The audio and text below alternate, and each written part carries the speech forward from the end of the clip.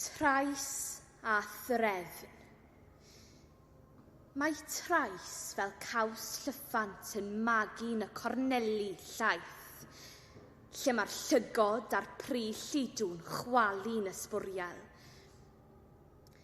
A'r tenantiaid yn feunyddiol yn cwyno wrth y landlord bod y tŷ yn damp, a'r carffosydd yn gorlifo, a'r bwyd yn llwydo, a chlefyd a haint yn llifo o'r tapiau, a'r waliau'n pydru dan flodau'r papur wal.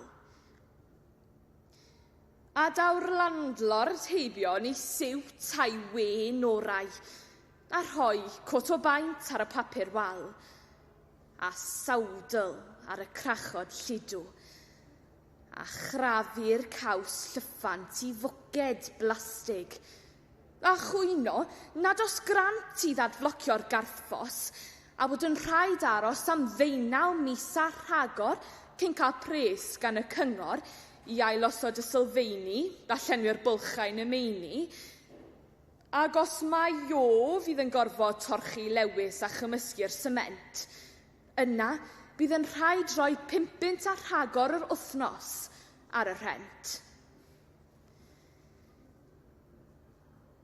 Ac mae'r drws yn cau,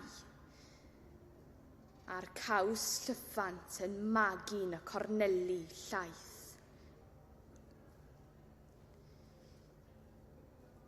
Ar y stryd, drwy'r awyr drymaidd, daw sŵn seiren o gyfeiriad y ca ffwtbol, lle mae'r landlord yn sipio am Bacardi y mwth y cyfarwyddwyr, a chyfraith a threfn yn llifo o ienau, mor rhwydd a rhegfeydd y cefnogwyr islaw.